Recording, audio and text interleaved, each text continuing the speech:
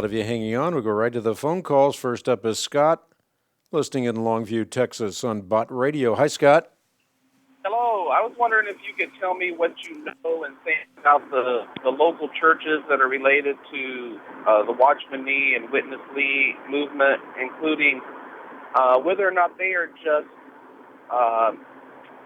blindly, so to speak, follow Watchman Nee and Witness Lee's teaching. Well, they do follow Watchman Nee and Witness Lee's teachings, but their teachings turn out to be thoroughly orthodox. Certainly, I have distinctions or disagreements with the local churches on secondary issues, but when it comes to the essentials of the historic Christian faith, we stand shoulder to shoulder. In fact, after a 6-year primary research project, which was conducted all over the world, I've discovered that these are often the most exemplary Christians that I have encountered in my own Christian walk. So not only do I think that they are thoroughly orthodox when it comes to essential Christian doctrine, I think there's a lot we can learn from members of the local church in terms of their practice.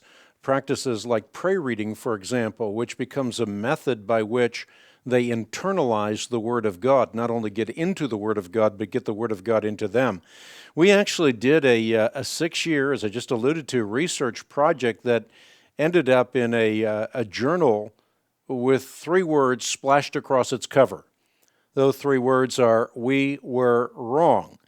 In the early 90s and even before, we as an organization contributed to a fountainhead of misinformation on this group that continues to percolate to this day, and that's why we thought it very important for us to unequivocally not only conduct a research project that's primary research again, but also to make this well known so that people would recognize that this is a group of exemplary Christians who are seeking to experience God both in truth and in life, very much like the Apostle Paul taught Timothy, watch your life and doctrine closely, persevere in them, for if you do, you will save both yourself and your hearers. In fact, a member within this community of faith named Elijah has done a lot to sharpen my own thinking when it comes to life and doctrine.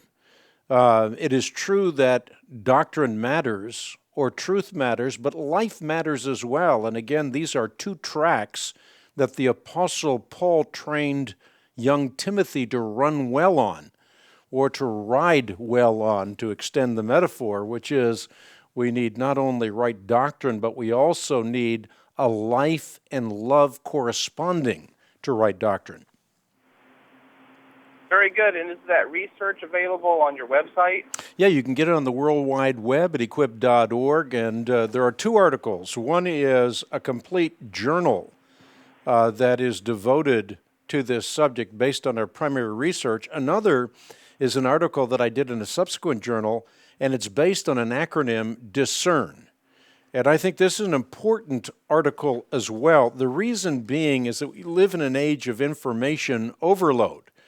And therefore, it's important to learn discernment skills so that we can discern between wheat and chaff, heat and light, know that which is true and that which is false, because unfortunately today, internet lies travel halfway around the world before truth has had the chance to put its boots on.